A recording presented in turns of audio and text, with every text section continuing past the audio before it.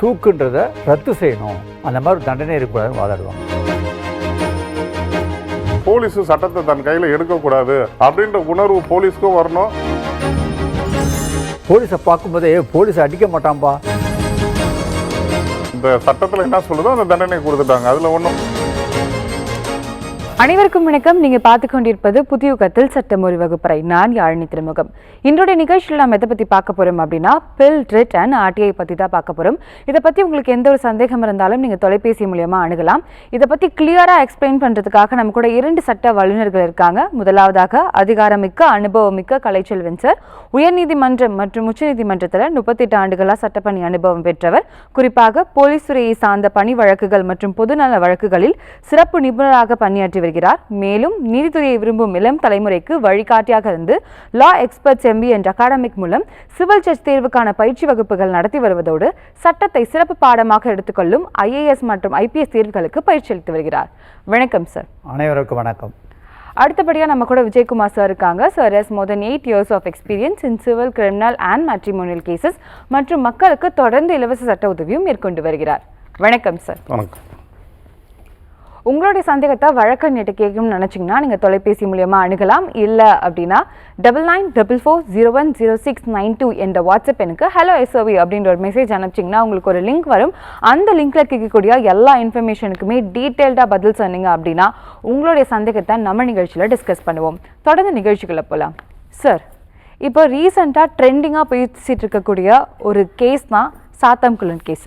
சாத்தான்குளம் கேஸில் நடத்த அந்த இரட்டை கொலையை பற்றி நீங்கள் என்ன சார் நினைக்கிறீங்க? அதாவதுங்க, சாத்தான்குளத்து வழக்கில் 9 பேருக்கும் தூக்கு கொடுத்துருக்காங்க. அந்த தீர்ப்பானது சரிதான். அது இரட்டை தூக்கு. இரட்டை தூக்குனா நிறைய பேருக்கு என்ன டவுட்னாக்கா, ஒரு முறை தூக்கு பட்டாலே இறந்துருவாங்க. இறந்து போனவங்களுக்கு இன்னொரு முறை தூக்கு கொடுத்தது என்ன சார் அர்த்தம்னு நிறைய பேர் கேட்குறாங்க. அது அப்படி கிடையாது. அந்த தீர்ப்பில் என்ன சொல்லியிருக்காங்கனாக்கா, தந்தையை கொலை பண்ணுன்ற எண்ணத்தில் செக்ஷன் 302ல் அது தனிப்பட்ட ஒரு எண்ணம், அதுக்கு தந்தையை கொலை பண்ணதுக்கு ஒரு தூக்கு. மகனை கொலை பண்ணுன்ற ஒரு எண்ணம், அது 2வது எண்ணம், அதுவும் மர்டர் பண்ணனால அதுக்கும் தனி தூக்கு. ஸோ 2 எண்ணம் இருக்கிறதுனால 2 விதமாக 2 பனிஷ்மெண்ட் கொடுக்குறாங்க. அது இரட்டை தூக்குனாக்கா இதுதான் அர்த்தம். இது நம்பர் 1. 2வது பார்த்திங்கன்னா, இது rarest of the rare case அப்படின்வாங்க. அதாவது அரிதிலும் அரிதான வழக்காக இருந்தால் தான் இந்த மாதிரி பனிஷ்மெண்ட் கொடுக்கணும்னு இருக்குது. அது பச்சன் சிங் அப்படின்றது சுப்ரீம் கோர்ட்டில் முதல்ல வாதாடி வைப்பார். அந்த கேஸில் சொல்லுவாங்க, தூக்குன்றது நம்ம ஆர்டிகிள் 21 பாதிக்குது, ரைட் ஃபார் லிவ்லிஹுட்டை பாதிக்குது. அதனால் அது அன்கான்ஸ்டியூஷனலாக அதை ஸ்ட்ரக் டவுன் பண்ணணும், தூக்குன்றதை ரத்து செய்யணும், அந்த மாதிரி தண்டனை இருக்கக்கூடாதுன்னு வாதாடுவாங்க. அப்போ சுப்ரீம் கோர்ட் என்ன சொல்லிச்சுனாக்கா, அது கான்ஸ்டியூஷன் படி தான் இருக்குது, தூக்கு தண்டனை சட்டத்தில் இருக்குது செல்லும். ஆனால் அரிதிலும் அரிதான கேஸில் நீ கொடுக்கலாம். எப்படின்னாக்கா, கொலையாளிகள் குற்றவாளிகள் திருந்தவே மாட்டாங்க. 2வது, அவங்க செஞ்ச குற்றம் படு பாதகரமான செயல், நம்ம சொசைட்டியே அப்படியே ஷாக்கிங் பண்ணுற அளவுக்கு இருக்குது. இதெல்லாம் கருத்து வச்சு இந்த மாதிரி அடிப்படையில் இருந்ததுனாக்கா அவங்களுக்கு தூக்கு கொடுக்கலான்னு இருக்குது. அந்த வகையில் தூக்கு கொடுத்துருக்காங்க. இந்த தீர்ப்பை இறுதியானது கிடையாது. இது மேலே ஹைகோர்ட்டு இதை உறுதி செஞ்சால் தான் அது கரெக்டான தீர்ப்பாக அதை எடுத்துக்க முடியும், தண்டனை கொடுப்பாங்க. ஹைகோர்ட்டு உறுதி செய்யணும். அதுக்கு மேலே சுப்ரீம் கோர்ட்டு அப்பீல் செய்வாங்க. அதன் பிறகு கருணை மனு கவர்னர் கொடுப்பாங்க, பிரசிடெண்ட்டு கொடுப்பாங்க. அதன் பிறகு பார்த்திங்கனாக்கா கடைசியாக இந்த அளவுக்கு போயிட்டுருக்கும். நான் என்ன சொல்கிறேன்னா, இதில் CBI எடுத்து நடத்தியிருக்குது. அவங்க இந்த மாதிரி படிக்கட்டு எத்தனை ஏறினாலும் சரி தான், இந்த தண்டனை சிதறாமல் கடைசி வரைக்கும் அவங்களுக்கு தூக்கு தண்டனை கிடைக்கிறது மாதிரி இந்த ஏஜென்சி யார் கேஸ் நடத்துனாங்களோ அவங்க கடைசி வரைக்கும் அது இருந்து இந்த தண்டனை சிதறாமல் அவங்களுக்கு தூக்கு வாங்கி கொடுக்கணுன்னு தான் எங்களுடைய விருப்பமும் கூட. ஓகே சார், ரொம்பவே தெளிவாக சொன்னீங்க சார். அடுத்தபடியாக என்னோட கேள்வி என்ன அப்படின்னு பார்த்தீங்கன்னா, இந்த தீர்ப்பு மூலியமாக 9 பேருக்கு டெத் பெனால்ட்டி கொடுத்துருக்காங்க. இது முழுமையாக ஜஸ்டிஸ் கிடச்சிருச்சுன்னு சொல்ல முடியுமா, இல்லை பார்ஷியலாக தான் கிடச்சிருக்கு அப்படின்ற மாதிரி எடுத்துக்கலாமா? அதாவதுங்க, இது பார்த்தீங்கன்னா மனித உரிமை மீறலே மிக கொடுமையான ஒரு விஷயம் அது. அதாவது ஒரு என்கொயரியும் கூப்பிட்டு போயிட்டு ஒருத்தங்களை சாவடிக்கிற சாதாரண கேஸு தான். அது ஒன்றும் பெரிய கேஸு கூட இல்லை. ஒரு சாதாரண விஷயம் கடை மூட சொல்லியிருக்காங்க, அதை திறந்து வச்சுக்கோங்க, ஒரு சின்ன ஒரு விஷயந்தான். அதுக்காக ஒரு உயிரே எடுக்கக்கூடிய அளவுக்கு இந்த போலீஸுக்கு அதிகாரம் அவங்களுக்கு கொடுத்துருக்கு. என்கொயரி பண்ண அதிகாரம் கொடுத்துருக்கு, விசாரணை பண்ணி இதுக்கு தான் அதிகாரம் கொடுத்துருக்காங்க. ஒருத்தரை வந்து கொலை பண்ணக்கூடிய அதிகாரம் வந்து அவங்களுக்கு யார் கொடுத்ததுன்னு தெரியல. அது அதிகாரத்தை, சட்டத்தை அவங்க கையில் எடுத்துக்கிட்டு இந்த மாதிரி 2 பேரும் வந்து இறந்து ரொம்ப ஒரு எல்லாருக்குமே வந்து ஒரு மனக்கசப்பான விஷயம் தான் போலீஸ் ஸ்டேஷனில் இந்த மாதிரி நடந்தது. ஆனால் இது வந்து அதோட நின்றுச்சான்னு பார்த்தீங்கன்னா நிற்கல, இன்னைய வரைக்கும் தொடர்ந்து இருக்குது. இப்போ இந்த இதில் இப்போ 2021 2025 வரைக்கும் கிட்டத்தட்ட 36 பேர் கஸ்டடி டெத் செத்துருக்குறாங்க. ஏன் போலீஸ் இதை கண்டினியூவாக வந்து இது மாதிரி நடந்துட்டுருக்குறாங்க? அவங்களுக்கு யார் ஒருத்தரை வந்து உயிர் எடுக்கிறதுக்கு யார் அதிகாரம் கொடுத்தது? ஸோ கோர்ட்லேயே வந்து தூக்கு தண்டனைன்னு கொடுக்கும்போது அதுக்கு வந்து அவங்களுக்கு அப்பீலு, அதுக்கு மேலே சுப்ரீம் கோர்ட்டு, அப்புறம் வந்து இது மாதிரி காரண மனு கொடுக்கலாம், எல்லா விஷயமும் கொடுக்கும்போது இவங்களே டைரெக்டாக எடுத்து ஒரு உயிரை எடுக்கக்கூடிய விஷயங்கள் என்ன? அதுவும் வந்து ஒரு அக்யூஸ்டு அது மாதிரி பாதிக்கப்பட்டிருந்தனா கூட மக்கள் வந்து அக்யூஸ்ட் தான்ப்பா செத்துட்டா அதனால ஒன்றும் இல்லைன்னு, ஒரு சாதாரண ஒரு குடிமை, அதாவது ஒன்றுமே தெரியாத அப்பாவிகள் வந்து சாகும்போது மன உளைச்சல் எவ்வளோ இருக்கும்? நார்மலாகவே வந்து மக்களுக்கு பார்த்தீங்கன்னா போலீஸ் ஸ்டேஷன் போனாலே அவங்க என்ன பண்ணுவாங்க, எது பண்ணுவாங்க, ஒரு பதட்டத்தோடு பயத்தோடு தான் அங்கே போகிறாங்க. ஆனாலும் போலீஸ் என்ன பண்ணுது, இந்த மாதிரி இதெல்லாம் பண்ணால் யார் போய் கம்ப்ளைண்ட் கொடுக்க முன்வருவா, யார் இது பண்ணுவா? அப்போ இது வந்து நீதி கொடுத்தா கூட ஃபஸ்ட்டு போலீஸ் துறையில் இதை வந்து இந்த மாதிரி வந்து கஸ்டடி இது வந்து சரியான, அதாவது வந்து ஒருத்தரை கைது பண்ணும்போது என்னென்ன நடவடிக்கை ஃபாலோ பண்ணணுமோ அதை அவங்க கரெக்டாக ஃபாலோ பண்ணலைன்னா இமீடியட்டாக அவங்கள வந்து டிஸ்மிஸ் பண்ண, இல்லைன்னா அவங்கள சஸ்பெண்டாவது பண்ணி விட்டுணும். அந்த மாதிரி அவங்க கரெக்டாக எடுத்துகிட்டு வந்துடணும். இதை யாருமே வந்து ஃபாலோ பண்ணுறது இல்லை. அந்த ஃபாலோ பண்ணாத தைரியத்தினால தான் போலீஸ் என்ன பண்ணுறாங்க, நம்மளை கேட்கறதுக்கு யாரும் இல்லைன்னு சொல்லிட்டு அந்த தைரியத்தில் தான் இந்த வேலையெல்லாம் பண்ணுறாங்க. ஸோ இதுக்குன்னு வந்து தனியாகவே ஒரு சட்டத்தை ஏற்றணும் கொடுத்தது அரஸ்ட் பண்ணினா. ஏற்கனவே வந்து சுப்ரீம் கோர்ட் வந்து சில இதெல்லாம் கொடுத்துருக்குறாங்க, இதை தான் நீங்கள் ஃபாலோ பண்ணணும்னு சொல்லிட்டு சைட்டேஷன் கொடுத்துக்கிறாங்க. அது வந்து ஃபாலோ பண்ணுறதே இல்லை, கொஞ்சம் கூட ஃபாலோ பண்ணுறது இல்லை போலீஸ். அவங்களோட விருப்பத்துக்கு என்ன பண்ணணுமோ அந்த மாதிரி தான் செய்கிறாங்க. இப்போ இது தீர்ப்பு வந்தாலும் இது தடுக்கக்கூடிய வழிகளை தான் நம்ம பார்க்கணும். தீர்ப்பு வந்து இப்போது இவங்களுக்கு தூக்கு தண்டனை கொடுத்ததுனால அங்கே போன குடும்பத்துக்கு அவங்க அப்பா அம்மா கிடைச்சிட போகிறாங்களா? கிடைக்க போகிறதில்ல. 2 பேருமே அவங்க வந்து உயிர் திரும்பி வரப்போகிறதில்ல. இப்போ தூக்கு கொடுக்கறதுனால என்ன பிரயோஜனம் இருக்குது? இது நடக்கக்கூடாது. திரும்பி வந்து இது வந்து ஒரு உதாரணமாக எடுத்துகிட்டு இனிமேல் இந்த மாதிரி ஒரு டெத்து நடக்கக்கூடாது, போலீஸு சட்டத்தை தன் கையில் எடுக்கக்கூடாது அப்படின்ற உணர்வு போலீஸ்க்கும் வரணும். பொதுமக்களாகிய நாமளும் அவங்களுக்கு அறிவுறுத்தணும். இங்கே வந்து உங்களுக்கு இது இருக்கக்கூடாதுன்னு சொல்கிற அரசாங்கமும் அதை வந்து ஸ்ட்ரிக்டாக ஃபாலோ பண்ணி யார் இந்த இது செஞ்சாலும் அவங்க கடுமையாக தண்டிக்கப்படுவாங்கன்னு சொல்லிட்டு எடுத்துகிட்டு வரணும். அப்போ தான் போலீஸ்க்கு ஒரு இது இருக்கும். நார்மலாகவே நீங்கள் ஹிஸ்ட்ரி எடுத்து பார்த்தீங்கன்னு வச்சிங்களேன், போலீஸில் வந்து செத்தது பார்த்தீங்கன்னா கஸ்டடி டெத்தில் அப்பாவி தான் செத்துருப்பான், அக்யூஸ்ட் யாரும் செத்துருக்கவே மாட்டாங்க. நிறைய நீங்கள் எடுத்து பாருங்கள் இது வரைக்கும் செத்ததில். அப்போ அப்பாவிகளை நீங்கள் மிரட்டுற, ரவுடிகிட்ட மட்டும் ஏன் மிரட்ட மாட்டீங்க, அவங்களையா அந்த அளவுக்கு எடுத்துகிட்டு போக மாட்டீங்கன்னு ஒரு குற்றச்சாட்டு மக்கள் வைக்கிறாங்க. ஏன் ரவுடிகள்கிட்ட மட்டும் அவங்களுக்கு என்ன கேட்டாலும் வாங்கி தருங்க, அவங்க என்ன சொன்னாலும் செய்கிறீங்களே, கூட்டு போகும்போது பொதுமக்களுக்கு மட்டும் ஏன் அப்படி இது பண்ணுறீங்கன்னு கேட்குறாங்க. ஸோ அப்போ இது நம்ம கேட்கும் போது, காதுபட கேட்கும் போது எவ்வளோ கஷ்டமாக இருக்குது.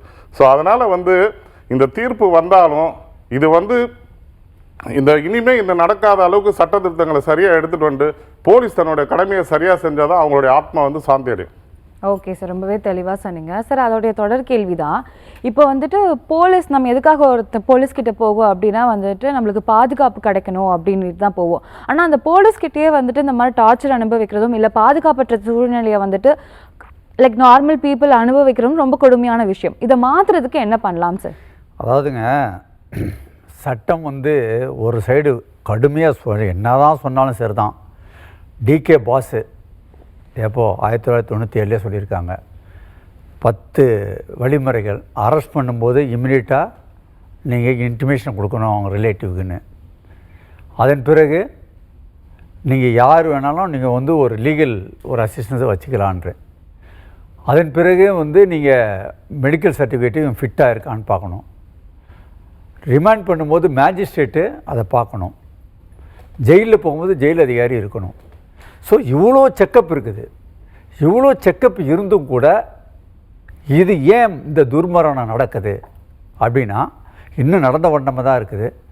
அதை தடுக்கக்கூடிய வகையில் என்னுடைய தனிப்பட்ட ஒப்பீனியன் என்னன்னாக்கா, நீங்கள் ஃப்ரீ லீகல் எய்ட் போர்டுன்னு ஒன்று இருக்குது.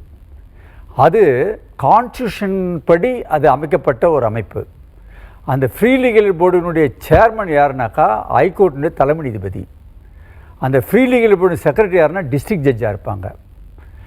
ஒவ்வொரு கோர்ட்டுலேயும் அவங்களுடைய பேனல் அட்வொகேட்டு கோர்ட்டில் அவங்க லேபிளோட அவங்க போர்டு இருக்கும். சுகேசன் டிரான்ஸ்போர்ட்டில் லார்ட்ஷிப் PN பிரகாஷ் அழகாக கொடுத்துருப்பாங்க. அந்த ஜட்ஜ்மெண்ட் ஹைகோர்ட் உயர்நீதிமன்ற ஜட்ஜ்மெண்ட் கொடுத்துருப்பாங்க. இந்த மாதிரி ஒவ்வொரு பேனல் அட்வொகேட், அதாவது இலவச சட்ட உதவி மையத்தில் இருக்கிற அட்வொகேட்டினுடைய போர்டு ஒவ்வொரு போலீஸ் ஸ்டேஷனில் வைக்கணும்னு சொல்லி ஆர்டர் போட்டு கிட்டத்தட்ட 10 வருஷம் ஆகுது. ஒரு போலீஸ் ஸ்டேஷனில் வைக்கிறதில்ல. இந்த லட்சணத்தில் தான் நம்ம போலீஸ் ஸ்டேஷன் இருக்குது. நான் என்ன சொல்கிறேன், அதே கொஞ்சம் எக்ஸ்பேண்ட் பண்ணி ஒவ்வொரு போலீஸ் ஸ்டேஷன்லேயும் இந்த இலவச சட்ட உதவி மையத்துக்குன்னு சொல்லிட்டு தனியாக ஒரு சென்டர் வைக்கணும். அது 24 மணி நேரம் ஃபங்க்ஷன் ஆகணும். நீங்கள் எப்படி ஒருத்தனை அரெஸ்ட் பண்ணாக்கா ரிலேட்டிவ்க்கு இன்டிமேஷன் கொடுக்கணும்னு சொல்கிறீங்க இல்லையா? ரிலேட்டிவ் இன்டிமேஷன் கொடுத்து என்ன பண்ண போகிறீங்க? ஒரு அட்வொகேட் கூட வந்தால் கூட போலீஸ் என்ன மதிக்கிறாங்க. ஆனால் இந்த மாதிரி ஒரு இலவச சட்ட உதவி மையம் ஒரு கான்ஸ்டியூஷனல் பாடி இல்லை ஒரு லீகல் பாடி போலீஸ் ஸ்டேஷன்லேயே ஒரு அமைப்பு 24 மணி நேரம் இருந்துன்னு வச்சுங்க. அதில் ஒரு சட்டமாக போடணும். என்னன்னாக்கா ஒருத்தன் அரெஸ்ட் பண்ணிங்கனாக்கா இந்த இலவச சட்ட உதவி மையத்தில் பேனலில் உள்ள அட்வொகேட்டு கூட இருக்கணும் அப்படின்றது சட்டமாகவே கொண்டு வந்துருங்களேன். ஸோ அவங்களுடைய நேரடி பார்வையில் இருக்கும்போது போலீஸ் அந்த மாதிரி சித்திரவதை செய்யறதுக்கு ஆளாகப்பட மாட்டாங்க. இது ஒரு வகையில் இருக்கட்டும். ரெண்டாவதுங்க, ஒரு மனுஷனை நம்ம அடிக்கிறோம், அவன் திருப்பி அடிக்கலன்னு வச்சுங்க, இன்னொரு முறை குத்துறோம், திருப்பி அடிக்கலன்னு வச்சிங்களேன், நம்ம அடிக்கிறதுக்கு மனசு வருமா? ஒருத்தன் அடிக்கவே முடியாது நம்மள தெரியும் போது அது எப்படி திருப்பி கண்டினியூஸாக அடிக்கிறாங்கன்றதே எனக்கு தெரில. உண்மையிலே ஒரு மிருகத்தனமான ஒரு செயல்.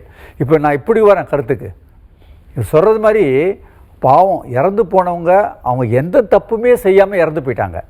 இந்த 9 போலீஸுக்கும் தூக்கு கொடுக்குறாங்க, அவங்க தப்பு செஞ்சதா தூக்கு கொடுக்குறாங்க. ஆனால் இறந்து போனவங்க அப்பனும் பிள்ளைங்க எந்த தப்பும் செய்யாமல் உயிர் போயிடுச்சு.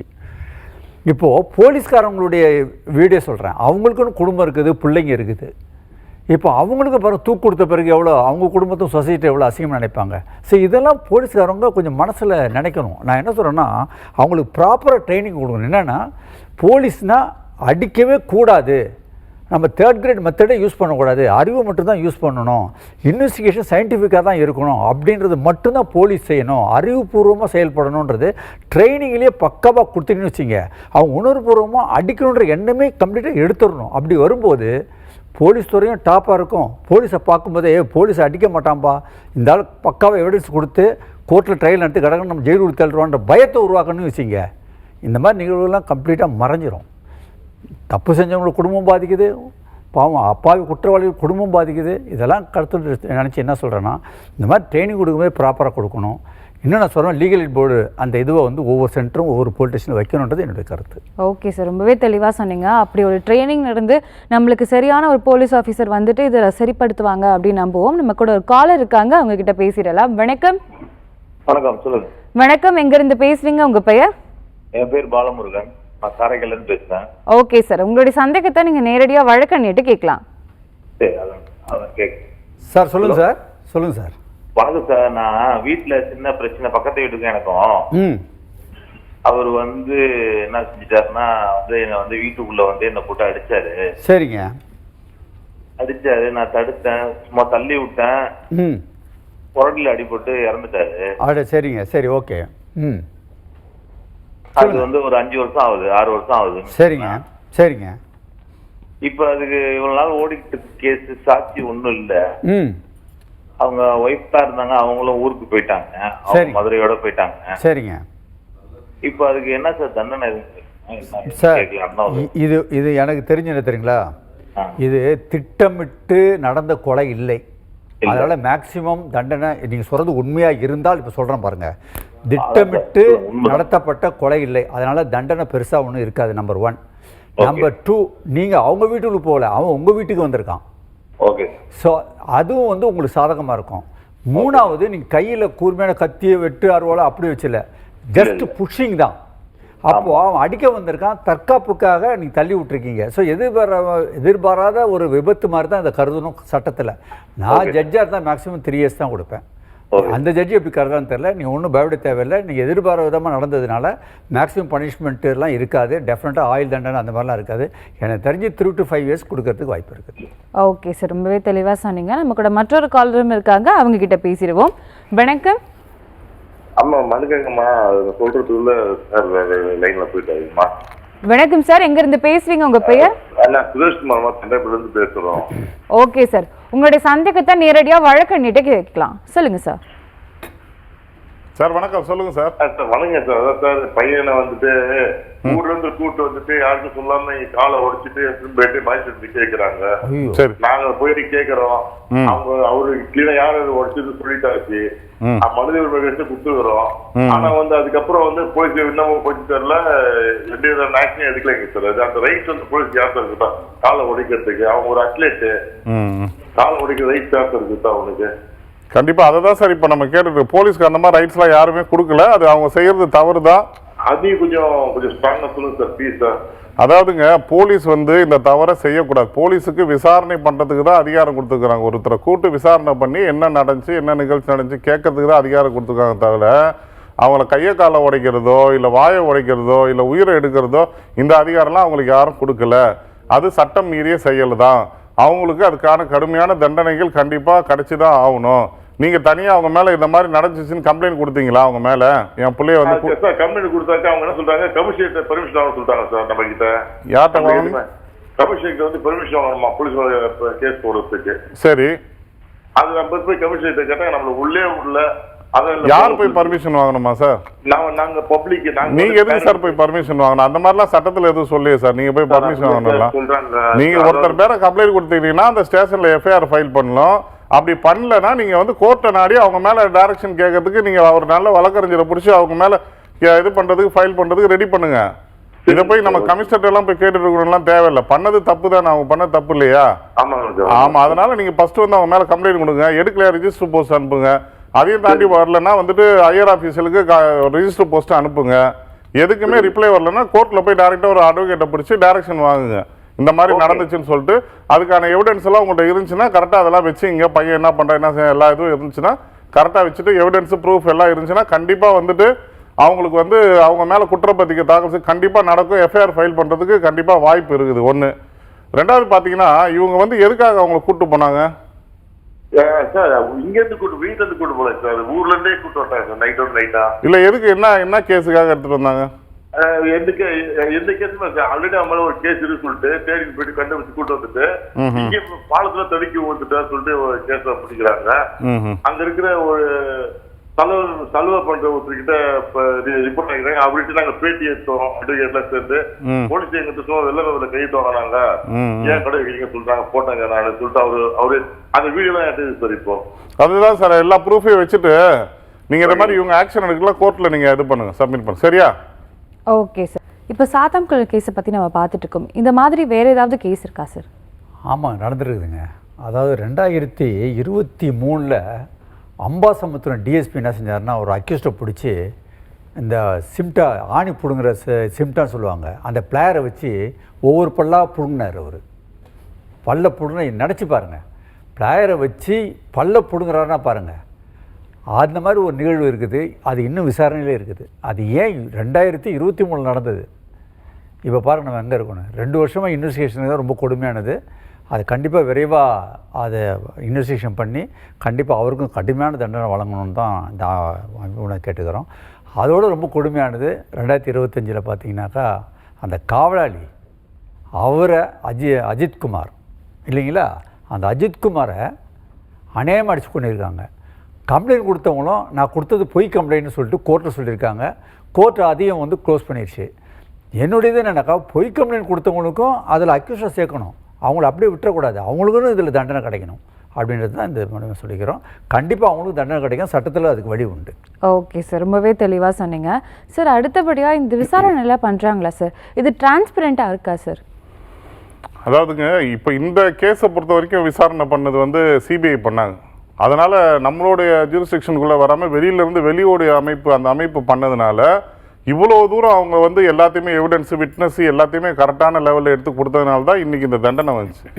இப்போ நம்ம போலீஸை வந்து குறை சொல்ல முடியாது, அவங்களும் நல்லா விசாரணை பண்ணுவாங்க, எல்லாமே கரெக்டாக ப்ராப்பராக பண்ணியிருக்காங்க. எவ்வளோ கேஸில் வந்து எவிடன்ஸ் விட்ஸ்லாம் கொடுத்து நல்லா ஸ்ட்ராங்காக கொடுத்து நம்ம போலீஸ் மாதிரி திறமைசாரியான ஆளுங்க இருக்க மாட்டாங்க. அது வந்து மாற்று கருத்து இல்லை. நம்ம போலீஸ்க்கு அவ்வளோ இன்டெலிஜென்ஸ் இருக்குது, அவ்வளோ நல்ல ஒரு திறமையான ஆளுங்களாம் இருக்கிறாங்க நம்ம போலீஸில்.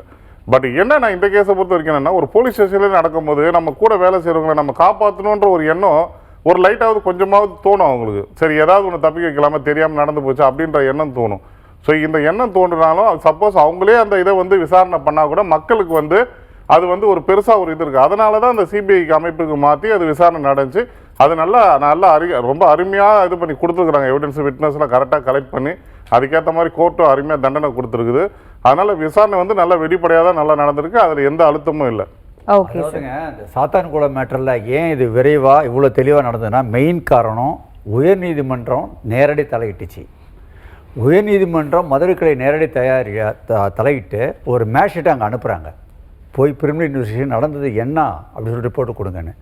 அந்த மேட்ஷீட் போகும்போது அதில் 9 பேரில் ஒரு போலீஸ்கார் எங்களை ஒன்றுமே பிடுங்க முடியாது, எங்கள் மயரை கூட பிடுங்க முடியாத வார்த்தையை அவர் யூஸ் பண்ணுறாரு. அப்போது நம்ம என்ன நினைக்கிறோன்னா அந்த போலீஸ்காருக்கு தெரியும் இது ஹைகோர்ட்டினுடைய மேற்பார்வையில் தான் மேட்ஷீட் வராங்கன்னு.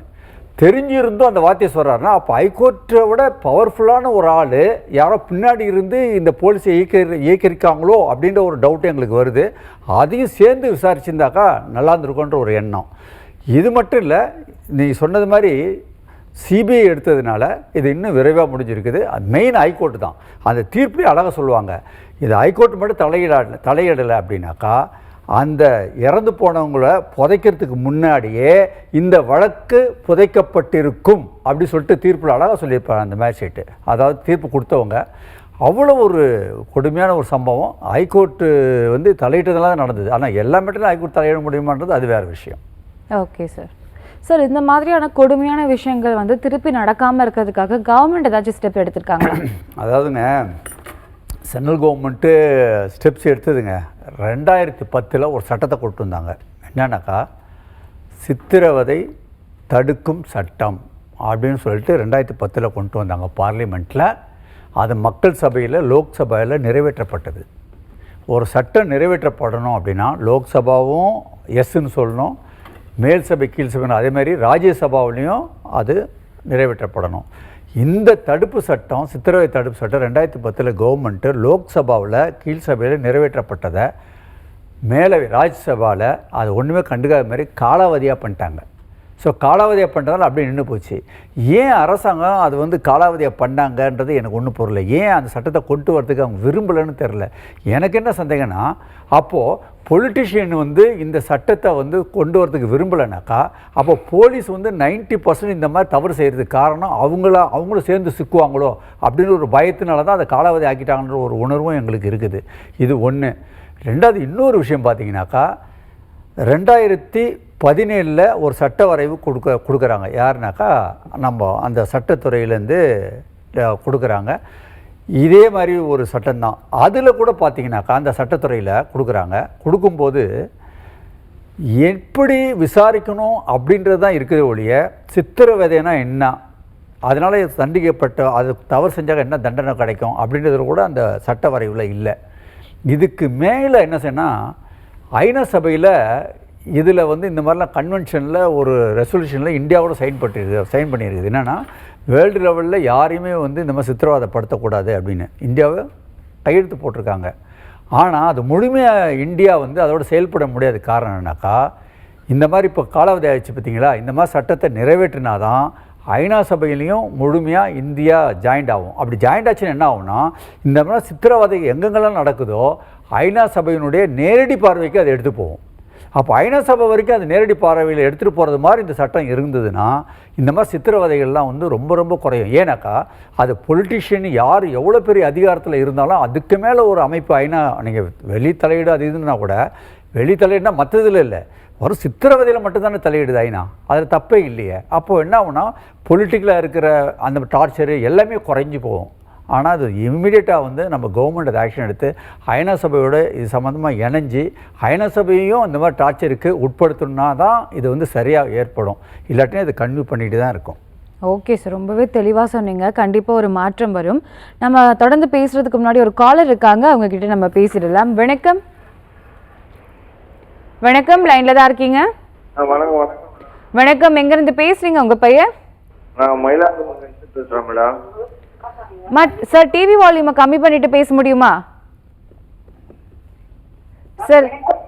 மயிலாடுதுறை பேசுகிறேன் madam. Okay sir. Sir, TV வால்யூமை கம்மி பண்ணுங்க சார். இன்கேஸ் ஸ்பீக்கரில் போட்டிருந்தீங்கன்னா அதையும் கட் பண்ணிட்டு நார்மல் காலில் பேசுங்க சார். அதாவது நான் ஒரு டிரைவராக சார் உங்களுடைய வாய்ஸ் எங்களுக்கு பிரேக் ஆகுது. அதாவது நான் டிரைவராக ஒர்க் பண்ணுறேன். ஓகே சார், உங்களுடைய சந்தேகத்தை நீங்க நேரடியா வழக்கறிஞர்கிட்டே சொல்லலாம். சொல்லுங்க சார். சார் சொல்லுங்க சார், சொல்லுங்க. டிரைவராக ஒர்க் பண்ணுறேன் மேடம். சரிங்க, டிரைவராக ஒர்க் பண்ணுறீங்க, சொல்லுங்க சார். எங்களுடைய டியூட்டி என்னன்னு கேட்டிங்கன்னா நைட்டில் லோடிங் போகிறது தான் வண்டி அது இது. சரிங்க. அதாவது எப்பயோ நாங்கள் வந்து நைட்டில் கொஞ்சம் ஆல்ட் ஆகிறப்ப சாப்பிட்டோம்னு வச்சுக்கலாம். சரிங்க. அது விடிய கிளம்புற ஊட சொல்கிறாங்க. ஆமாம் ஆமாம் ஆமாம். அதை ஊட சொன்னாலும் அதில் பாயிண்ட் எவ்வளோ பாயிண்ட்டுன்னு ஒன்றும் காட்ட மாட்டாங்க. கரெக்டு. 10,000 பணம் கொடுங்குங்கிறாங்க. 10,000 பணம் கொடுங்க. என்ன சார் நாங்கள் எந்த இதுவுமே பண்ணல போகலாம், இன்னும் ஸ்டேஷனுக்கு அழைச்சிட்டு போங்கன்னு சொன்னால் அங்கேயும் அழைச்சிட்டு போக மாட்டாங்க. சரிங்க. அதாவது அப்படியே பேசி 1 மணி நேரம் வெயிட் பண்ண வச்சு அதுக்கப்புறம் என்ன பண்ணுறாங்கன்னா ஒரு 2,000 3,000 கொடுத்தோம்னா பில்லு கொடுக்க மாட்டோம் அதுக்கு. ஆமாம் அப்படிங்கிறாங்க. பில்லு கொடுக்க மாட்டேன்னு சொல்லிவிட்டு அந்த 2,000 3,000 உங்கள் ஜிபே நம்பர் கொடுங்க சார் போட்டு விட்றோம்னா வேற ஒரு நம்பர்லேருந்து வாங்கி அவங்க ஜிபே பண்ணிக்கிறாங்க. அதாவதுங்க உங்கள் பேர் என்ன சொன்னீங்க? ஸ்ரீதர் சார். ஸ்ரீதர் சார். ஸ்ரீதர், நீங்கள் உண்மையிலேயே நீங்கள் வந்து இதை கேட்டிருக்கீங்க. ஒவ்வொரு டிரைவரும் நீங்கள் நினைக்கிறீங்களா, ஒவ்வொரு டிரைவரும் தமிழகத்தில் கிட்டத்தட்ட ஒரு நாளைக்கு 1 லட்சம் பேர் இந்த மாதிரி மாட்டுறாங்க. 1 லட்சம் பேர்கிட்ட கிட்டத்தட்ட போலீஸ் இந்த மாதிரி வசூல் பண்ணுது. அது நிதர்சனமான உண்மை தான். இதை தடுக்கணும்னா ஒன்று போலீஸினுடைய நியாயமான அதிகாரிகள் இருக்காங்க. இந்த நிகழ்ச்சி மூலயமா அவங்களுக்கு ஒரு கோரிக்கை வைக்கிறேன். எல்லாமே பாருங்கள், டிரைவருங்க ஏழைங்க. போலீஸுக்கு அகேன்ஸ்டாக அவங்க கம்ப்ளைண்ட் கொடுத்தா நாளை பண்ணால் அந்த ரூட்டில் போக முடியாது. எப்படி இப்படிலாம் டார்ச்சர் பண்ணுவாங்க, எப்படி இப்படிலாம் கேஸ் போடுவாங்க தெரியும். அது பயந்துக்கிட்டு உண்மையிலே ஒரு டிரைவருங்க போலீஸுக்கு அகேன்ஸ்டாக இந்த மாதிரி செய்கிறான்னு சொல்லிட்டு ரைட்டிங்லாம் நம்ம சொல்லுவோம். ஏங்க நீங்கள் கம்ப்ளைண்ட் கொடுங்க, நேராக கமிஷனர்கிட்ட போங்க, கோர்ட்டில் பாருங்கள், நீங்கள் வக்கீலை பாருங்கள், இதெல்லாம் நாங்கள் சொல்லிட முடியும். ஆனால் ஒரு சாதாரண டிரைவர் டெய்லி கூலிக்கு அவங்க பிழப்புக்காக ஓடுற டிரைவர் செய்ய முடியுமா? சத்தியமே செய்ய முடியாது. அதனால் ஒரு கோரிக்கை இது மூலமா என்ன வைக்கிறோம்னாக்கா, எவ்வளோ நல்ல போலீஸ் ஆஃபீஸர் இருக்கீங்க, இந்த மாதிரி மேட்டரை தயவுசெய்து நீங்கள் அதை காது கொடுத்து கேட்டு இந்த மாதிரி செய்கிற ஆளுங்களை அந்த ஆஃபீஸருங்க நேராக இறங்கி அது கண்காணிப்பில் தடுத்தாதான் இது திருந்தும் கீழே உள்ள போலீஸு. இல்லாட்டினா அது ரொம்ப கடுமையாக வேறு யாராவது தான் எடுக்க முடியும் ஒழிய உங்களை மாதிரி டிரைவருங்க உண்மையிலே ஆக்ஷன் எடுக்க முடியாதுங்க. ஒன்று பொதுநல அமைப்பு எடுக்கணும், இல்லாட்டினா ஒரு நல்ல மேலதிகாரிகள் தயவுசெய்து இதை கண்காணித்து இந்த தவறை வந்து கலைத்து எறிய வேண்டும் என்றது இந்த நிகழ்ச்சி மூலயமா அவங்களுக்கு ஒரு ரெக்வஸ்ட் வைக்கிறேன். ஓகே சார், கண்டிப்பாக அப்படி ஒரு மாற்றம் வரும் சார். நம்ம தொடர்ந்து பேசுறதுக்கு முன்னாடி சிறிய இடைவேளை. நீங்கள் பார்த்து கொண்டிருப்பது சட்டம் ஒரு வகுப்பறை. சார், என்னுடைய அடுத்த கேள்வி என்ன அப்படின்னு பார்த்தீங்கன்னா, இப்போ சாத்தான்குளம் கேஸில் வந்துட்டு தீர்ப்பு வந்திருக்கு. ஸோ இந்த தீர்ப்பில் வந்துட்டு என்ன சொல்கிறாங்க அப்படின்னா, அந்த 9 பேருக்கு வந்துட்டு டெத் பெனால்ட்டி கொடுத்துருக்காங்க, ப்ளஸ் அதுக்கான தீர்ப்பும் நம்ம பார்த்துட்டோம். ஸோ இந்த தீர்ப்பை வச்சுக்கிட்டு இப்போ இதுக்கு முன்னாடி நடந்த கேஸ், அதாவது போலீஸ் காவலில் நடந்த பல மரணங்களுக்கு இது ஒரு பிரசிடெண்ட்டாக அமைகிறதுக்கு வாய்ப்பு இருக்கா? கண்டிப்பாக. அதாவது வந்து கோர்ட் இவ்வளோ கிளியராக கொடுத்த பிறகு இனியாவது வந்து போலீஸ் வந்து இந்த மாதிரி தவறு நடக்காத அளவுக்கு பார்த்துக்கணும். அரசாங்கமும் வந்து போலீஸுக்கு இருக்கிற அந்த பவரில் வந்து, அதாவது இவங்க யூஸ் பண்ணக்கூடிய என்னென்ன பண்ணலாம், என்ன ஒருத்தர் வந்து ஏற்கனவே கோர்ட் வந்து கொடுத்துட்டாங்க, இப்படி தான் செய்யணும், இந்த ரூலை ஃபாலோ பண்ணுங்கன்னு சொல்லிட்டு. அரசாங்கமும் என்ன பண்ணோம், அவங்க சார்பில் வந்துட்டு இதை ஸ்ட்ரிக்டாக ஃபாலோ பண்ணுறது யார் யார் மீறுறாங்களோ அவங்க செய்யணும்னு சொல்லிட்டு நம்ம சொல்லிட்டோம். இப்போ இதில் முக்கியமாக என்னென்னா, இதில் தண்டனை கொடுத்துட்டாங்க, அவங்களுக்கு தண்டனை கிடச்சிருச்சு, தூக்கு கிடச்சிருச்சுன்றதெல்லாம் வேறு விஷயம். தூக்கு கிடச்சதுனால அந்த குடும்பத்துக்கு என்ன கிடச்சிது, அது ஒன்றுமே இது இல்லை. அவங்க போனவங்க தான். தடுக்கணும். தடுக்கிற வழிமுறைகளை நீங்கள் ஸ்ட்ராங் பண்ணாதான். எப்போவுமே ஒரு குற்றம் நடந்து அதை கண்டுபிடிச்சி அவங்களுக்கு தண்டனை வாங்கி கொடுக்கறத விட குற்றம் நடக்காத அளவுக்கு போலீஸ் பாதுகாப்பு கொடுத்தாதான் நமக்கு வந்து சரியான பாதுகாப்பு நமக்கு கிடச்சிருக்கு, நமக்கு நல்லபடியாக வாழ்கிறதுக்கு வழி வகுக்க முடியும். குற்றம் எல்லாரும் தான் பண்ணுவான், செஞ்சுட்டு தண்டனை வாங்குவான், திரும்பி வந்து பண்ணுவான், தண்டனை பண்ணுவான், திரும்பி வருவான். இது தொடர்ந்து நடந்துட்டு தானே இருக்குது. இப்போ இவ்வளோ நாளாக சட்டத்தை ஏற்றி குற்றவாளிங்க அரெஸ்ட் பண்ணுறாங்க, ஜெயிலுக்கு போகிறாங்க, திரும்பி ஜாலியாக வெளில வந்துடுறாங்க. அவங்க வந்து ஏதோ ஒரு இது மாதிரி போயிட்டு வந்துட்டு இருக்கிறாங்க. இதனால் என்ன ஆயிடுச்சு, யார் தெரிஞ்சுக்கிறாங்க, இருக்க க்ரைம் ரேட்டிங் அதிகமாகிட்டு தானே போயிட்டுருக்கு. இப்போ நீங்கள் போக்சோவில் பார்த்தீங்கன்னா போன தடவை இந்த பீரியடில் வந்து கிட்டத்தட்ட 6000 பேருக்கு மேலே வந்து போக்சோ சட்டத்தில் வந்து கைது பண்ணிக்கிறாங்க. அப்போ சிறு பிள்ளைகளுக்கு எப்படி பாதுகாப்பு இருக்குது, இவங்களாம் எப்படி பாதிக்கும்? சட்டம் நல்லா கடுமையாக தான் இருக்குது. ஏன் இது நடக்குது? தடுக்கக்கூடிய முறைகளை நம்ம சரியாக கையாளுறது இல்லை. அதை நம்ம சரி பண்ணணும். அது அந்த இடத்துல எங்கே நம்ம கோட்டை விடுன்னு பார்க்குறோம், நம்ம அதை சரி பண்ணணும். அதே மாதிரி வந்து ஒரு கேஸ் நடந்துச்சுன்னா கிட்டத்தட்ட இப்போ சாதாரண கேஸ் நடந்தாலும் 5 வருஷத்துக்கு மேலே ஆயிடுச்சு. 5 வருஷத்துக்கு அப்புறம் தான் தீர்ப்பே வருது.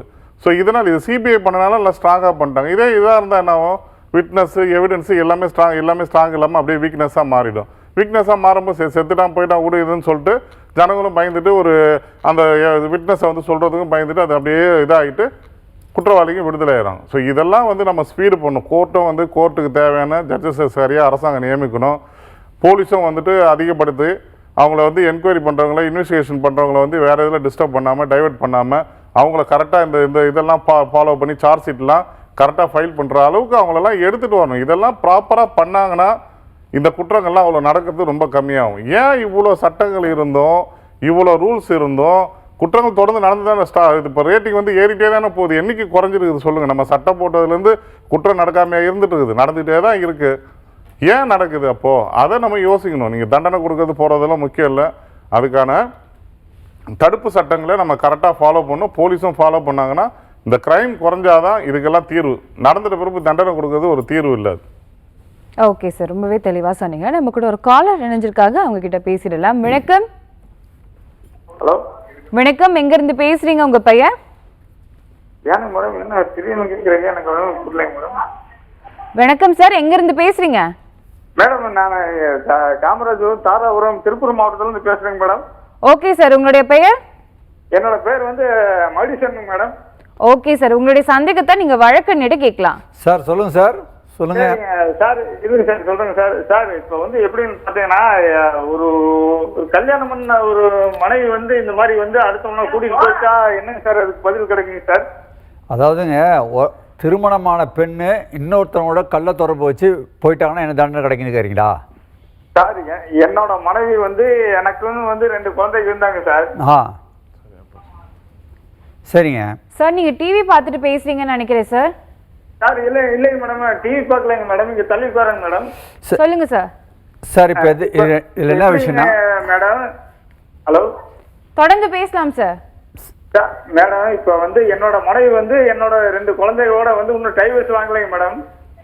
ஓகே சார், நீங்கள் சொல்கிறது புரிஞ்சுக்கிட்டு என்ன விஷயம்னா, உங்களுக்கு 2 குழந்தைகள் இருக்குது, 2 குழந்தைகளை அவங்க கூட்டிகிட்டு போயிட்டாங்களா விட்டுட்டு போயிட்டாங்களா? விட்டுட்டு வேற ரைட்டு.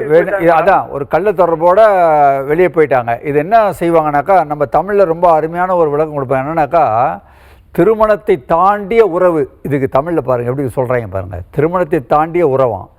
இதில் சட்டப்படி என்ன உங்கள் மனைவி மேலே ஆக்ஷன் எடுக்கிறதுக்கு வாய்ப்பு இல்லை. அதை கூட்டிகிட்டு ஓடலாம் பாருங்கள் ஒருத்தன், அவங்ககிட்ட தான் இந்த மாதிரி கடத்திட்டு போயிட்டாங்கன்னு சொல்லிட்டு போலீஸில் கம்ப்ளைண்ட் பண்ணுவாங்க. அந்த செக்ஷனில் தான் போடுவாங்க ஒழிய இவங்களுக்கு தண்டனை வந்து சட்டத்தில் இல்லை தான். பட் என்னென்னா, அந்த இன்னொரு ஆள் மனிதன் இருக்கான் பாருங்க, அவர் வந்து உங்கள் மனைவியை கடத்திட்டு போயிட்டாருன்னு தான் நீங்கள் கம்ப்ளைண்ட் கொடுக்க முடியும். கம்ப்ளைண்ட் கொடுத்தீங்களா இல்லையா? கம்ப்ளைண்ட் கொடுத்தாச்சுங்க சார். என்னாச்சு? எஃப்ஐஆர் போட்டாங்களா? சார் கம்ப்ளைண்ட் கொடுத்தாச்சுங்க சார். இப்போ என்னன்னு சொல்கிறேங்க சார், சொல்லுங்க. எனக்கு வந்து 2 குழந்தைங்க இருக்குதுங்க, அந்த பையனுக்கும் வந்து 2 குழந்தைங்க இருக்குதுங்க. இது வந்து டைவர்ஸே வாங்காம வந்து இப்போ வந்து சேஃப்டி வச்சு வைக்கிற அளவுக்கு சட்டம் இருக்குதுங்களா இல்லை பிரித்து வச்சுருவாங்களான்னு கேட்குறேங்க சார். ஒரே டவுட். இல்லை, நல்லா கேட்டுங்க. அதான் இப்போ சொன்னது. நீங்கள் எஃப்ஐஆர் போட்டாச்சா? முதல் தகவல் அறிக்கை பதிவு பண்ணிட்டாங்களா இல்லையா? சார் எஃப்ஐஆர் போட்டாச்சுங்க சார், பதிவு கொண்டு வச்சுங்க சார். ரைட்டு. யார் மேலே கேஸ் போட்டாங்க? அதில் அக்யூஸ்ட் யார்? அந்த கூட்டிகிட்டு ஓடினான் அவன் அக்யூஸ்டாக இருப்பான். உங்கள் மனைவியை அக்யூஸ்டாக சேர்த்தாங்களா இல்லையா? மனைவி வந்து சேர்த்துலைங்க சார். அதை தான் சொன்னேன். ஏன்னா சட்டம் வந்து பொம்பளைங்களுக்கு அப்படி இருக்குது. என்ன செய்யறது, நம்ம தலையெழுத்து அப்படி இருக்குது. என்னன்னாக்கா, அவரை உங்கள் மனைவியை கடத்திட்டு போயிட்டோம். உங்கள் மனைவி வந்து அவரை கடத்திட்டு போயிருந்தா கூட அது வராது. ஆனால் அவர் தான் கடத்திட்டு போனார் மாதிரி வரும். இதில் என்ன விஷயம், நீங்கள் சொல்கிறது மாதிரி கண்டிப்பாக இதில் வந்து நீங்கள் விருப்பப்பட்டால் நீங்கள் டைவர்ஸ் வாங்கிக்கலாம். இது நம்பர் 1. 2 பேரையும் பிரிக்கிறதுக்கு சட்டத்தில் தெளிவாக சொல்கிற மாதிரி 2 பேர் பிரிஞ்சே வாழணும்னு சட்டத்தில் சொல்ல மாட்டாங்கன்னா 2 பேருமே மேஜரு. அவங்க ஒய்ஃபை டைவர்ஸ் பண்ணிடுவான், இவங்க உங்களை டைவர்ஸ் பண்ணிடுவாங்க, அவங்க 2 பேர் சேர்ந்து தான் வாழ்வாங்க. இது வந்து நம்மளுடைய சட்டத்தினுடைய என்ன சொல்கிறதுனா, இது பெரிய ஒரு ஓட்டை சமுதாய சீர்காடு இது. ஓகே சார், இதை பற்றி தொடர்ந்து பேசுவோம் சார். நம்ம கூட மற்றொரு காலரும் இருக்காங்க, அவங்க கிட்டயும் பேசிடலாம். வணக்கம். வணக்கம் மேடம். வணக்கம், எங்கிருந்து பேசுறீங்க? உங்க பெயர்? நாங்கள் வேலூர்லேருந்து பேசுகிறோம் மேடம். என் பேர் பாலாஜி. ஓகே பாலாஜி, உங்களுடைய சந்தேகத்தை நீங்க நேரடியாக வழக்கறிஞர்கிட்ட கேட்கலாம். Thank you madam. சொல்லுங்க சார். வணக்கம், சொல்லுங்கள் சார். சார் நான் வந்து டிரைவர் சார், வண்டி வச்சிருக்கிறேன். சரி. நம்ம வண்டி போயினாக்கா பின்னாடி இப்போ இன்னைக்கு சூழ்நிலைக்கு வந்து என்ன பண்ணுறோம், ஆன்லைனில் இப்போ கேஸ் போடுறாங்க. சரிங்க சார். மணக்கிறது கிடையாது, எதுவும் பண்றது கிடையாது. வண்டி முன்ன பாஸ் ஆயிடுச்சு அப்படின்னாக்கா அவங்களுக்கு கேஸ் கிடைக்கலனாக்கா பின்னாடி ஆன்லைன்லயே போடுறாங்க. ஆமா சார். ஆன்லைன்ல கேஸ் போட்டு அது வந்து இன்னைக்கு வரல. ஃபிட்னஸ் நம்ம போற அன்னைக்கு வந்து நமக்கு முதல்ல என்னன்னாக்கா உங்க ஃபிட்னஸ்ல என்ன பெனால்ட்டி இருக்குது அதை முதல்ல கிளியர் பண்ணி அதுக்கப்புறமா ஃபிட்னஸ் போ அப்படின்ற மாதிரி ஆட்சி ஆஃபீஸர் சொல்றாங்க. ஆமா சார், கண்டிப்பா. இது சும்மாவே சொல்லாம கொள்ளாம போடுற கேஸ் நம்ம என்ன பண்ணலாம்? இதை கேட்டாக்கா என்ன சொல்றாருனாக்கா, ஒரு இடத்துல நான் கேட்டேன், சார் என்ன சார் ஒண்ணுமே இல்லை, நீ போட்ட ஏவா நான் ஹைவே நின்னுங்கிறேன், எனக்கு வந்து நம்ம வாக்கி டாக்கில வந்து உன் சர்க்கிள் வந்து இவ்வளவு கேஸ் நீ புக் பண்ணி ஆகணும் அப்படின்ற மாதிரி எனக்கு வாக்கி டாக்கில சொல்றான். அப்படி சொல்றப்போ வந்து நான் என்ன பண்ண முடியும்? இப்போ நான் பஸ்ல போற பஸ்காரனியா புடிச்சு நான் கேஸ் போட முடியும்? இந்த மாதிரி ஆள் தான் புடிச்சு போடணும் அப்படின்ற மாதிரி சொல்றாங்க சார். இதுக்கு நான் என்ன பண்ணலாம்? அதாவது சார், நீங்க நடைமுறையில போலீஸ் டிராபிக் போலீஸ்ல எல்லாரும் பண்ணக்கூடிய தப்பு தான் நீங்க சொல்றது. தமிழ்நாடு ஃபுல்லா இது நடந்துட்டு தான் இருக்குது. ஏன்னா அவங்களுக்கு வந்து சம்பளம் கொடுக்கறதுனால அவங்களுக்கு என்ன பண்ணிடுறாங்க, நீ ஒண்ணுமே பண்றது இல்லை, நீ டார்கெட் நீ சம்பாதிச்சு கொடுத்தாதான் உனக்கு சம்பளம் வரும்ன்ற மாதிரி மேலதிகாரிகள் சொல்லிடுறாங்க. ஸோ அந்த ப்ரெஷர் தாங்க முடியாமல் அவங்க ஓட்டு இது பண்ணுறாங்க, இந்த மாதிரி ஃபைன் போகிறாங்க. அது தப்பு தான், தவறு செஞ்சவங்களுக்கு வந்து ஃபைன் போடுறது, அதாவது தவறு இல்லாதவங்களுக்கு ஃபைன் போடுறது தப்பு தான். அது அவங்க மீறி செயல்படுறாங்க. இது மிகப்பெரிய குற்றம் தான், அதில் ஒன்றும் மாற்று கருத்துக்கல்ல. இருந்தாலும் நீங்கள் எப்பவுமே வந்து ஒரு விழிப்புணர்வாக இருங்க சார். இந்த ஆப் இருக்குது, அதில் நீங்கள் எப்பவுமே நம்ம வண்டி மேலே எதனா கேஸ் இருக்குது வீக்லி ஒன்ஸாவது செக் பண்ணிங்க. ஸோ செக் பண்ணிங்கன்னா தான் அதுக்கு நல்லது. ஏன்னா இது நீங்கள் சொல்கிற மாதிரி கேமரா வச்சு போட்டுறாங்க, இல்லை வண்டி பின்னாடி வந்து ஃபோட்டோ எடுத்து போட்டுறாங்க, ஏதாவது ஒரு காரணத்தை வச்சு போட்டுறாங்க, அது நமக்கு தெரியாது. இது நம்ம வண்டி மேலே கேஸ் இருக்கா, நம்ம மேலே கேஸ் இருக்கான்னு. அதனால இதில் நீங்கள் தொடர்ந்து இதெல்லாம் வந்து உங்களுக்கு மெசேஜ் வந்துருக்குமே சார், உங்கள் வண்டி இருந்தால் உங்கள் செல்ஃபோன் மெசேஜ் வருது சார். மெசேஜ் வந்து நமக்கு போய் ஆன்லைனில் கட்டணும், 100 ரூபாய் கேஸ் பண்ணி 150 ரூபா போய் கட்ட வேண்டியதா போயிட்டு ஆன்லைனில். அது ஒரு ரொம்ப நஷ்டமாகுது. இந்த மாதிரி எல்லாம் பண்றாங்க. இது வந்து அரசாங்கம் பண்ற தப்பு தானே இது? கண்டிப்பா அரசாங்கம் பண்ற தப்பு தான் சார். அரசாங்கம் அவங்களுக்கு தெளிவான அறிவுரை சொல்லி உண்மையாவே யார் தவறு செய்யறாங்களோ அவங்கள பிடிக்கிறதுக்காக தான் சட்டத்தை எடுத்துட்டு வந்திருக்காங்க. இவங்களால முடியாததுனால என்ன பண்றாங்க, எங்க போயிட்டு நம்ம மாசம் இவ்வளவு கொடுக்கணுமேன்ற ஒரு காரணத்தினால, அழுத்தத்தினால இந்த மாதிரி தவறுகளை போலீஸ் செய்யக்கூடிய சூழ்நிலை வருது. அப்போ அரசாங்கம் வந்து இதை வந்து கடுமையா வந்து ஸ்ட்ரிக்டா ஆக்ஷன் எடுத்து அவங்க வந்து போலீஸ் மேல ப்ரெஷர் கொடுக்கக்கூடாது. யார் தப்பு பண்றானோ அவன் மேல நீங்க ஃபைனை போடுங்கன்ற இதுதான் இருக்கு. நம்ம தவிர்த்து நீ மாசமான இவ்வளவு இது என்ன இதுவா சார், இது டார்கெட் கொடுக்குறது இதுவா, இது போலீஸுக்கு அந்த தவிர வந்து யாருமே செய்யக்கூடாது. இது தயவு செய்த உயர் அதிகாரிகளுக்கு ஒரே ஒரு கனிவான வேண்டுகோள் தான், போலீஸாரை நீங்க ப்ரெஷர் கொடுக்காதீங்க. மாசமான இவ்வளவு பணம் எடுத்துட்டு வாங்கன்னு சொல்லி தயவு செய்து கேட்காதீங்க. அவங்களுக்கு தவறு செஞ்சவங்களும் அவங்களுக்கு கண்காணிங்க, அவங்க கரெக்டா வந்து ஃபாலோ பண்றாங்களா, கரெக்டான ஆளுதான் பிடிச்சி எடுத்துட்டு வந்திருக்காங்களா, இதை வந்து ஃபாலோ அப் பண்ணுங்க. அப்பதாங்க இந்த மாதிரி அன்றாட பாதிக்கப்பட்டாங்க மக்கள் பாதிக்கப்பட்டாங்க, அவங்களே சம்பாதிக்கிறதே ஒரு 500-1000 ரூபா தான். அதுலயே எல்லாரும் புடுங்கிட்டு அனுப்பிச்சு விட்டுட்டா அந்த மக்களுக்கு எங்க போய் அவங்களால குறை சொல்ல முடியும்? நீங்க பில்ல போட்டுறீங்க, நாளைக்கு எஃப்சி பாஸ் பண்ணோம், இல்ல இன்சூரன்ஸ் பாஸ் பண்ணோம், இல்லைன்னா லைசன்ஸ் பாஸ் பண்ணோம், முதல்ல அந்த பணத்தை கட்டு வந்தா இதை கிடைக்குன்ற மாதிரி அவங்களுக்கு டிமாண்ட் வச்சிருங்க. அப்ப எங்க போவாங்க அவங்க? அப்ப அவங்க கட்டியே சூழ்நிலை, கடனை வாங்கி உடனே வாங்கி கட்டி அவங்க வந்து பொழைக்கிறதுக்கு தான் பண்றாங்க. பொழைக்கிறவங்க வாயத்துல வந்து மண் அடிச்சா அவங்க எங்க போடுவாங்க? அதனால உண்மையாவே தவறு செய்யற ரேசர்லாம் போறான், அவனா எப்படி என்ன தைரியத்தில் போறான்? அவனை ஏன் பிடிக்க மாட்டீங்கன்னு எங்களுக்கு புரியல. எத்தனையோ வாட்டி நாங்கள் போகும்போது வண்டியில் போகும்போது பார்த்தீங்கன்னா 10 பேர் சர்வப்புன்னு போறான். அவங்களெல்லாம் ஏன் தண்டனை கிடைக்க மாட்டேது, அவங்கள ஏன் பிடிக்க மாட்டாங்கன்னு தெரியல. ஸோ அந்த மாதிரி ஆளுங்களை பிடிங்க, அந்த மாதிரி ஆளுங்களுக்கு தண்டனை கொடுங்க. அப்போதான் பொதுமக்களை தயவு செய்து டிஸ்டர்ப் பண்ணாதீங்க. Okay sir. சார், இப்போ உங்களுக்கு பிரச்சனை வந்து 160 ரூபா. இந்த 160 ரூபாயை தடுக்கிறதுக்கு சட்ட வழி போனாங்க, அது ஒரு 5000 ரூபா 10,000 ரூபா செலவு பண்ணிட்டா போக முடியும் அப்படின்ற மாதிரி கேட்குறீங்க. நான் சொன்னால் உங்களுக்கு மெசேஜ் வருது இல்லைங்களா, நான் இந்த மாதிரி தவறு செய்யலை அப்படின்னு சொல்லிட்டு இம்மீடியட்டாக ஒரு ரிஜிஸ்டர் போஸ்டர் அட்லீஸ்ட் அப்ஜெக்ஷன் பண்ணிவிட்டு நீங்கள் ஃப்ரீ லீகல் போர்டுக்கு போய் ஒரு லெட்டர் எழுதிட்டிங்கனாக்கா போதும், அவங்களே உங்களை டேக் கேர் பண்ணிக்குவாங்க. ஏன்னா இந்த 160 ரூபாய்க்கு போய் 5000 ரூபா 10,000 செலவு பண்ணி போக முடியாது. அட்லீஸ்ட் ஒரு லெட்டராவது எழுதி நீங்கள் அப்ஜெக்ட் பண்ணுங்கள், அது உங்களை சேவ் பண்ணும். சார், நம்ம தொடர்ந்து பேசுறதுக்கு முன்னாடி ஒரு காலர் இருக்காங்க, அவங்ககிட்ட நம்ம பேசிடலாம். வணக்கம். வணக்கம் மேம், என் பேர் மணிகண்டன். ஓகே சார், எங்கேருந்து பேசுகிறீங்க? திருப்பூர், ஓஎம்ஆர். ஓகே சார், உங்களுடைய சந்தேகத்தை நீங்கள் வழக்குன்னுட்டு கேட்கலாம் சார். மணிகண்டன் சார், சொல்லுங்கள் சார்.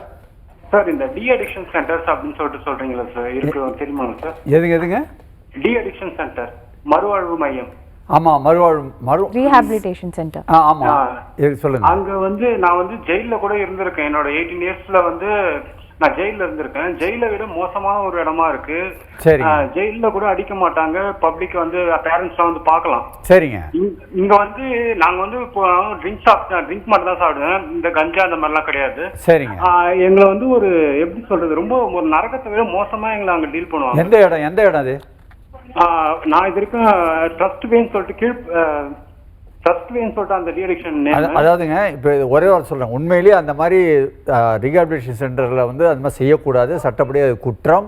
நீங்கள் வந்து அதை அனுபவிச்சிருக்கிறது உண்மையாக இருந்ததுனாக்கா தயவுசெய்து ஒரு கம்ப்ளைண்ட்டை நீங்கள் இந்த மாதிரி விஷயத்த நான் சொல்கிறேன் கேளுங்க, அதனுடைய மேல் அதிகாரிகளுக்கு கண்டிப்பாக நீங்கள் தெரியப்படுத்துங்க. ரைட்டிங்கில் நீங்கள் தயவுசெய்து கொடுங்க. அது ஒன்று.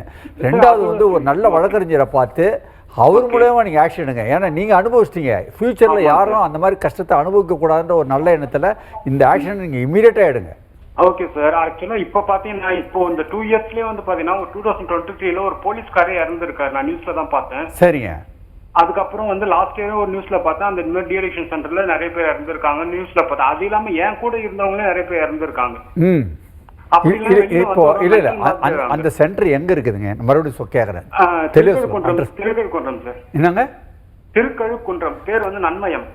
ரைட். இப்போ சொல்லிட்டீங்களா? நன்மையும் திருக்கழுக்குன்றம். கண்டிப்பாக இந்த அமைப்பு மூலயமா நாங்கள் எங்கள் இதில் நாங்கள் ஸ்ட்ரிக்டாக அதை என்ன ஆக்ஷன் எடுக்கணுமோ நாங்கள் எடுத்து அதுக்கு முன்னே நிவாரணம் நாங்கள் தேடுறோம். கண்டிப்பாக செய்கிறோம். ஓகே சார், நன்றி. ரொம்பவே நன்றி சார். சார், அடுத்த கேள்வி என்ன அப்படின்னா, இந்த தேர்தல் டைமில் ஒரு பார்ட்டி இன்னொரு பார்ட்டியை வந்து திட்டுறாங்க, ரொம்பவே இழிவான வார்த்தைகளை வந்து பேசுகிறாங்க. இதை பற்றி நீங்கள் என்ன சொன்னீங்க? ஆமாங்க, தேர்தலில் பார்த்தீங்கன்னாக்கா இவங்க அவங்கள வாய் கொழுப்புன்றது, இவங்கள வாய் கொழுப்புன்றது, இவங்க இலவச திட்டம் போடுறது, இவங்க இலவசம். இன்னொரு ஆள் என்ன சொல்கிறாருனாக்கா, ஏங்க இலவசமாக கொடுத்தா எல்லாத்தையும் வாங்கிக்கிறீங்க, அப்போ குழந்தைய இலவசமாக கொடுத்தா வாங்கிக்குவீங்களா? இதெல்லாம் பார்த்தா காதில் வந்து உண்மையிலேயே தவறுங்க. ரொம்ப தவறான ஒரு வார்த்தைகள்லாம் விடுறாங்க. கண்டபடி நிச்சயமாக சொல்கிறேன், இதெல்லாம் ரொம்ப தவறு, தவிர்க்கப்பட வேண்டிய விஷயம். இந்த மாதிரி பேசுகிறவங்களாம் ஆட்சிக்கு வந்தாக்க என்ன செய்வாங்கன்னு தெரியாது. ஸோ இந்த மாதிரி விஷயங்களில் கண்டிப்பாக தடுக்கப்பட வேண்டும். அவங்க அந்த மாதிரி பேசுகிறதுக்கு சட்டத்தில் தண்டனை உண்டு. Okay sir. சார், இப்போ வந்துட்டு நிறைய இவங்களுக்கு வந்து தண்டனை கொடுத்தாங்க இல்லையா சார்? இந்த தண்டனை வந்து போதுமானதா? அந்த 9 பேருக்கும் லைக் டெத் பெனல்ட்டி கொடுத்தாங்களே, அது போதுமானதா? கொஞ்சம் ஷார்ட்டாக சொல்லுங்கள். அதுதான் சொல்லிட்டோமே, அது வந்து அவங்களுக்கு அந்த சட்டத்தில் என்ன சொல்லுதோ அந்த தண்டனை கொடுத்துட்டாங்க. அதில் ஒன்றும் மாற்று, இதுக்கு மேலே ஒன்றும் ஐயர் எதுவுமே இல்லை. மரண தண்டனைக்கு மேலே ஒன்றும் இல்லை. கரெக்டான இதுதான். Okay sir. சார், இந்த ஈரான் வார் அப்போ நிறைய வந்து ப்ரைஸ்லாம் வந்து இன்க்ரீஸ் பண்ணாங்க. இப்போ ஈரான் வார் முடிஞ்சிருச்சு, இப்போ எல்லாத்தையுமே டிக்ரீஸ் பண்ணுவாங்களா சார்? ப்ரைஸ் இன்க்ரீஸ் பண்ணாங்க, விலை உயர்வு எல்லாம் சாதாரண டீ கொண்டு ஏற்றிட்டாங்க. ஆனால் மறுபடியும் இறக்குவாங்கனாக்கா நம்ம ஆளுங்க நிச்சயமாக இறக்க மாட்டாங்க. அது சம்மந்தப்பட்ட அதிகாரி நடவடிக்கை எடுக்கணும். அது ஏற்றது இருந்தாலும் நடவடிக்கை எடுக்கணும், அது இறக்காமல் இருந்தாலும் நடவடிக்கை எடுக்கணும். ஏன்னா பொதுமக்கள் பாதிக்கிறாங்க. Okay sir. சார், ஜஸ்டிஸ், அதாவது supreme court justice Yashwant Sharma அவங்களுடைய வீட்டில் இருந்து நிறைய பணங்களை வந்துட்டு எடுத்திருக்காங்க. ஸோ அந்த சிச்சுவேஷனை வந்து எப்படி சார் இருக்குது இப்போ? சார், இப்போ அட் ப்ரெசென்ட் என்னாச்சுன்னா, அவர் வந்து நீக்கணும்னு சொல்லிட்டு பார்லிமெண்ட்டில் வந்து ரெசல்யூஷன் பாஸ் பண்ணிட்டாங்க. இப்போ எல்லாம் ஃபைல் வந்து பிரசிடெண்ட்டை மூவ் ஆயிடுச்சு. இந்த மாதிரி சுச்சுவேஷனில் இவர் ராஜினாமா கடிதமும் கொடுத்துட்டாரு. இந்த சட்டத்தினுடைய பார்வையில் இந்த மாதிரி ஆக்ஷன் எடுக்கும்போது அவருடைய ராஜினாமா கடிதத்தை ஏற்றுக்கொள்வாங்களா அப்படின்னா நிச்சயமாக ஏற்றுக்கொள்ள மாட்டாங்க. அது ஆக்ஷன் போயிருக்கிறதுனால நிச்சயமாக இவரை டிஸ்மிஸ் பண்ணுவாங்க. பிரசிடெண்ட் அதுக்கு உண்டான ஆர்டரை பாஸ் பண்ணுவாங்கன்னு நம்புகிறோம். ஓகே சார், ரொம்பவே தெளிவாக சொன்னீங்க. மக்களுடைய அனைத்து சந்தேகத்துக்குமே 2 பேருமே ரொம்பவே தெளிவாக பதில் சொன்னீங்க. ரொம்பவே நன்றி சார். நிறைய பேர் இந்த விஷயங்களை வந்துட்டு யார்கிட்ட கேட்குறது அப்படின்னு தெரியாமல் இருந்தாங்க. அவங்க கேட்ட எல்லா கேள்விக்குமே ரொம்பவே பொறுமையாக பதில் சொன்னீங்க. ரொம்பவே நன்றி சார். சட்டம் ஒரு வகுப்பறை நிகழ்ச்சியின் சார்பாக கலைச்செல்வன் சாருக்கும் விஜயகுமார் சாருக்கும் மிக்க நன்றி. அனைவருக்கும் வணக்கம். உங்களுக்கு எந்த ஒரு சந்தேகம் இருந்தாலும் நீங்கள் தொலைபேசி மூலியமாக அணுகலாம். இல்லை அப்படின்னா 9944010692 என்ற வாட்ஸ்அப் எனக்கு ஹலோ எஸ்ஓவி அப்படின்ற ஒரு மெசேஜ் அனுப்பிச்சிங்கன்னா உங்களுக்கு ஒரு லிங்க் வரும். அந்த லிங்க்கில் கேட்கக்கூடிய எல்லா இன்ஃபர்மேஷனுக்குமே டீட்டெயில்டாக நீங்கள் பதில் சொன்னீங்க அப்படின்னா உங்களுடைய சந்தேகத்தை நம்ம நிகழ்ச்சியில் டிஸ்கஸ் பண்ணுவோம். உங்களிடமிருந்து விடை பெறுவது யாழினி திருமுகம். நீங்கள் பார்த்து கொண்டிருப்பது சட்டம் ஒரு வகுப்பறை. நன்றி.